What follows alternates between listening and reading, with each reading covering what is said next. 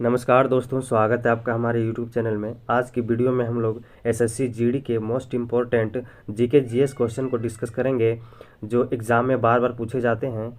तो चलिए शुरू करते हैं। पहला प्रश्न है, चार मीनार कहाँ स्थित है? चार मीनार कहाँ स्थित है? तो इसका सही आंसर हो जाएगा ऑप्शन नंबर 2, हैदराबाद। चार मीनार हैदराबाद में स्थित है। चलिए इसके इम्पोर्टेंट पॉइंट्स को देखते हैं। 1591 में निर्मित भारत के हैदराबाद में स्थित है चार मीनार मूसी नदी के पूर्वी तट पे स्थित है। मूसी नदी का पूर्वी तट पे चार मीनार स्थित है और इसका निर्माण 1591 में हुआ है। चलिए देखते हैं अगला प्रश्न।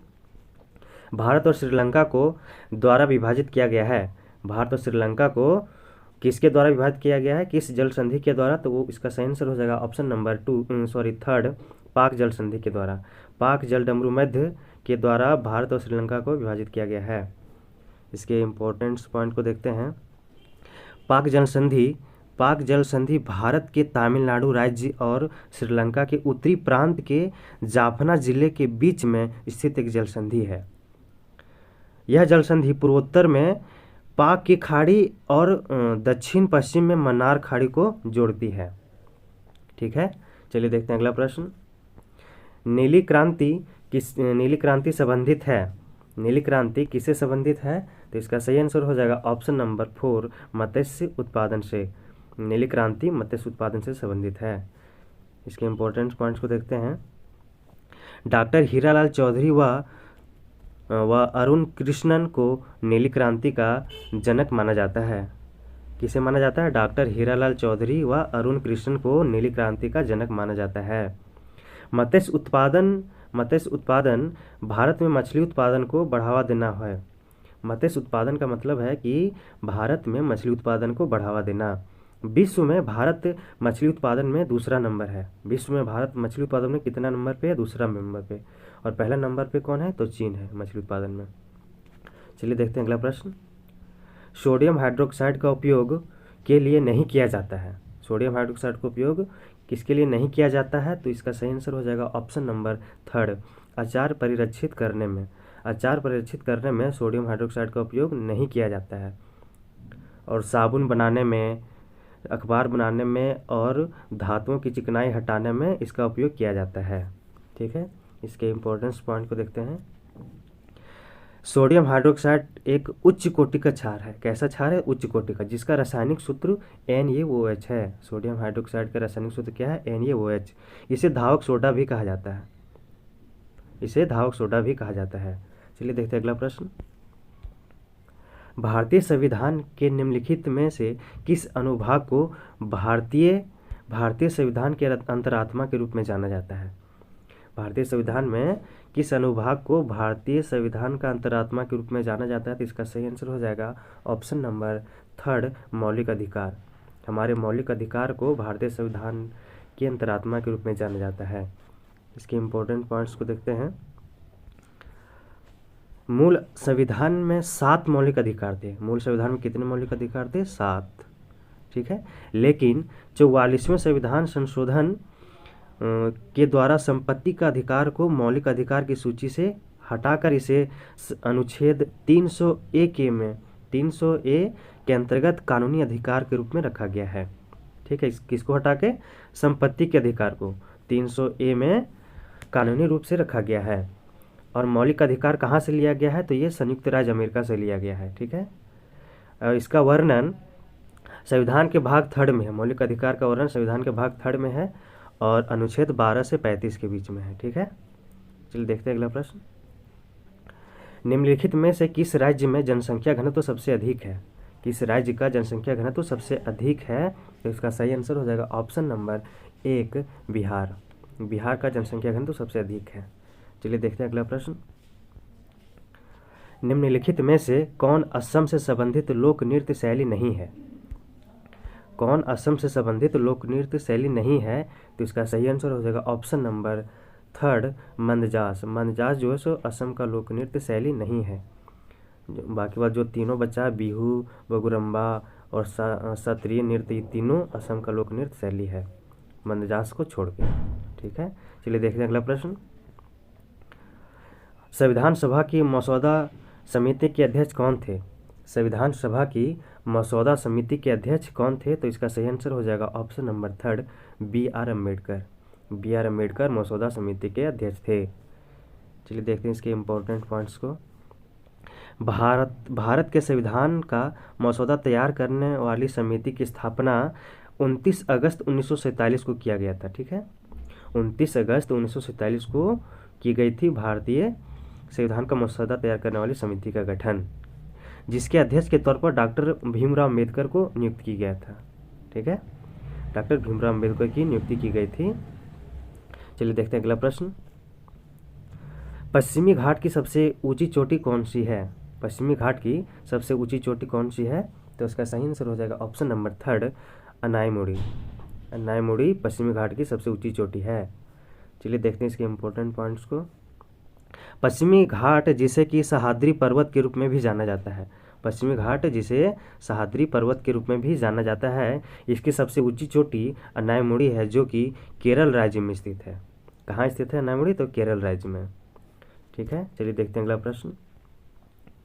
सुल्तान रजिया के पिता कौन थे? सुल्तान रजिया के पिता कौन थे? तो इसका सही आंसर हो जाएगा ऑप्शन नंबर 3 इल्तुतमिश। इल्तुतमिश जो थे सो रजिया सुल्तान के पिता थे। चलिए देखते हैं इसके इम्पोर्टेंट पॉइंट को। रजिया सुल्तान 1236 से 1240 तक दिल्ली सल्तनत पर शासन किया है। रजिया सुल्तान का कार्यकाल जो है सो 1236 से 1240 तक है दिल्ली सल्तनत पे। ठीक है, चलिए देखते हैं अगला प्रश्न। निम्नलिखित में से कौन सी नदी प्रसिद्ध शिव समुद्रन जलप्रपात बनाती है? निम्नलिखित में से कौन सी नदी जो है जो प्रसिद्ध शिव समुद्रन जलप्रपात बनाती है? तो इसका सही आंसर हो जाएगा ऑप्शन नंबर 1 कावेरी। कावेरी नदी जो है सो शिव समुद्रन जलप्रपात बनाती है। चलिए देखते हैं इंपॉर्टेंट पॉइंट को। शिव समुद्रन जलप्रपात कर्नाटक के मैसूर में स्थित है। शिव समुद्रन जलप्रपात कहाँ स्थित है? कर्नाटक के मैसूर में। इसकी कुल ऊंचाई 98 मीटर है। कितना है? 98 मीटर। ठीक है, चलिए देखते हैं अगला प्रश्न। मलेरिया और कालाजार किससे होता है? मलेरिया और कालाजार किससे होता है? तो इसका सही आंसर हो जाएगा ऑप्शन नंबर 4 प्रोटोजोआ से। प्रोटोजोआ मतलब प्रजीवगन से मलेरिया और कालाजार होता है। ठीक है, चलिए देखते हैं अगला प्रश्न। बांदीपुर राष्ट्रीय उद्यान भारत के निम्नलिखित में से किस राज्य में स्थित है? बांदीपुर राष्ट्रीय उद्यान किस राज्य में स्थित है? तो इसका सही आंसर हो जाएगा ऑप्शन नंबर 4 कर्नाटक में। बांदीपुर राष्ट्रीय उद्यान कहाँ स्थित है? कर्नाटक में। चलिए देखते हैं इसके इम्पोर्टेंट पॉइंट को। बांदीपुर राष्ट्रीय उद्यान दक्षिण भारत के कर्नाटक राज्य में स्थित है। यह प्रोजेक्ट टाइगर के तहत सन 1974 में एक टाइगर रिजर्व के रूप में स्थापित किया गया था। कब स्थापित किया गया? 1974 में एक टाइगर रिजर्व के रूप में स्थापित किया गया था बांदीपुर राष्ट्रीय उद्यान को। चलिए देखते हैं अगला प्रश्न। रैयतवाड़ी व्यवस्था निम्नलिखित में से किसके द्वारा शुरू की गई थी? रैयतवाड़ी व्यवस्था निम्नलिखित में से किसके द्वारा शुरू किया गया है? तो इसका सही आंसर हो जाएगा ऑप्शन नंबर 2 थॉमस मुनरो के द्वारा। रैयतवाड़ी व्यवस्था थॉमस मुनरो के द्वारा शुरू किया गया है। इसके इम्पोर्टेंस पॉइंट को देखते हैं। सन 1802 में मद्रास के तत्कालीन गवर्नर थॉमस मुनरो ने रैयतवाड़ी व्यवस्था आरंभ किया है। 1802 में मद्रास के तत्कालीन गवर्नर थॉमस मुनरो ने रैयतवाड़ी व्यवस्था आरंभ की है। ठीक है, चलिए देखते हैं अगला प्रश्न। उस स्थान का नाम बताइए जहां ओलंपिक खेलों की उत्पत्ति हुई थी। उस स्थान का नाम बताइए जहां पे ओलंपिक खेलों की उत्पत्ति हुई थी। तो इसका सही आंसर हो जाएगा ऑप्शन नंबर 3 यूनान। चलिए इसके इम्पोर्टेंट पॉइंट को देखते हैं। ओलंपिक खेलों की उत्पत्ति यूनान ग्रीस में मानी जाती है। प्राचीन काल में ओलंपिक की शुरुआत 776 BC में मानी जाती है। प्राचीन ओलंपिक की शुरुआत 776 BC में मानी जाती है और आधुनिक ओलंपिक खेल भी यूनान की राजधानी एथेंस में 1896 में आयोजित किए गए थे। आधुनिक खेल का आयोजन कब वो स्टार्ट हुआ? 1896 में एथेंस में, जो कि यूनान की राजधानी है। चलिए देखते हैं अगला। भारतीय राष्ट्रीय कांग्रेस के लाहौर अधिवेशन ने किस वर्ष 26 जनवरी को स्वतंत्रता दिवस के रूप में मनाने की घोषणा की थी? भारतीय राष्ट्रीय कांग्रेस के लाहौर अधिवेशन ने किस वर्ष 26 जनवरी को स्वतंत्रता दिवस के रूप में मनाने की घोषणा की थी? तो इसका सही आंसर हो जाएगा ऑप्शन नंबर 1, 1930 को। 1930 को कांग्रेस के लाहौर अधिवेशन में 26 जनवरी को स्वतंत्रता दिवस के रूप में मनाने की घोषणा की थी 1930 ईस्वी को। चलिए देखते हैं अगला प्रश्न। कोणार्क सूर्य मंदिर कहाँ स्थित है? कोणार्क सूर्य मंदिर कहाँ स्थित है? तो इसका सही आंसर हो जाएगा ऑप्शन नंबर 2, उड़ीसा में। कहाँ स्थित है? उड़ीसा में। चलिए देखते हैं अगला प्रश्न। किस आंदोलन का नेतृत्व मोहम्मद अली और शौकत अली ने किया था? तो इसका सही आंसर हो जाएगा ऑप्शन नंबर 2, खिलाफत आंदोलन। खिलाफत आंदोलन का नेतृत्व मोहम्मद अली और शौकत अली ने किया था। चलिए देखते हैं अगला प्रश्न। इमली में मौजूद अम्ल का नाम बताइए। इमली में मौजूद अम्ल का नाम बताइए। तो इसका सही आंसर हो जाएगा ऑप्शन नंबर 2, टार्टरिक अम्ल। इमली में कौन सा अम्ल पाया जाता है? वो है टार्टरिक अम्ल। इसके इंपॉर्टेंस पॉइंट को देखते हैं। टार्टरिक अम्ल एक कार्बनिक अम्ल है। टार्टरिक अम्ल कैसा अम्ल है? एक कार्बनिक अम्ल है जो सफ़ेद क्रिस्टलीय है। कैसा है? सफ़ेद क्रिस्टलीय। यह प्राकृतिक रूप से अनेकों फलों में पाया जाता है, जैसे अंगूर, केला, इमली, ये तीनों में टार्टरिक अम्ल पाया जाता है। चलिए देखते हैं अगला प्रश्न। बांधों को आधुनिक भारत के मंदिर किसने कहा था? बांधों को आधुनिक भारत के मंदिर किसने कहा था? तो इसका सही आंसर हो जाएगा ऑप्शन नंबर 4, पंडित जवाहरलाल नेहरू ने। पंडित जवाहरलाल नेहरू ने बांधों को आधुनिक भारत का मंदिर कहा था। चलिए देखते हैं अगला प्रश्न। निम्नलिखित में से कौन फ्रांसीसी क्रांति के सिद्धांत से प्रेरित था? निम्नलिखित में से कौन फ्रांसीसी क्रांति के सिद्धांत से प्रेरित था? तो इसका सही आंसर हो जाएगा ऑप्शन नंबर 1, टीपू सुल्तान। टीपू सुल्तान जो थे वो फ्रांसीसी क्रांति के सिद्धांत से प्रेरित थे। चलिए देखते हैं अगला प्रश्न। ब्रह्म समाज का स्थापना किसकी सबसे बड़ी उपलब्धि थी? ब्रह्म समाज का स्थापना किसकी सबसे बड़ी उपलब्धि थी? तो इसका सही आंसर हो जाएगा ऑप्शन नंबर 2, राजा राम मोहन राय। ठीक है, इसके इम्पोर्टेंस पॉइंट को देखते हैं। ब्रह्म समाज की स्थापना राजा राम मोहन राय ने 20 अगस्त 1828 को कोलकाता में किए थे।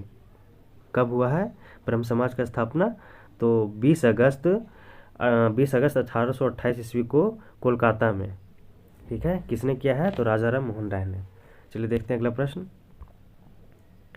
प्लासी का युद्ध कौन से वर्ष में लड़ा गया था? प्लासी का युद्ध कौन से वर्ष में लड़ा गया था? तो इसका सही आंसर हो जाएगा ऑप्शन नंबर 2, 1757 में। प्लासी का युद्ध 1757 में लड़ा गया था। इसके इम्पोर्टेंस पॉइंट को देखते हैं। प्लासी का युद्ध 23 जून 1757 को लड़ा गया था। यह युद्ध अंग्रेज और बंगाल के नवाब सिराजुद्दौला के बीच लड़ा गया है। प्लासी का युद्ध 23 जून 1757 को लड़ा गया और यह अंग्रेज और बंगाल के नवाब सिराजुद्दौला के बीच लड़ा गया है। चलिए देखते हैं अगला प्रश्न। भारत का लौह पुरुष किसे कहा जाता है? भारत का लौह पुरुष किसे कहा जाता है? तो इसका सही आंसर हो जाएगा ऑप्शन नंबर 4, सरदार वल्लभ भाई पटेल। सरदार वल्लभ भाई पटेल को भारत का लौह पुरुष कहा जाता है। चलिए देखते हैं अगला प्रश्न। स्वतंत्रता के बाद भारत के पहले उप प्रधानमंत्री कौन हुए? स्वतंत्रता के बाद भारत के पहले उप प्रधानमंत्री कौन हुए? तो इसका सही आंसर हो जाएगा ऑप्शन नंबर 1, सरदार वल्लभ भाई पटेल। सरदार वल्लभ भाई पटेल स्वतंत्रता के बाद के पहले उप प्रधानमंत्री हुए। यदि वीडियो अच्छा लगा हो तो वीडियो को लाइक करें, शेयर करें, सब्सक्राइब करें। धन्यवाद।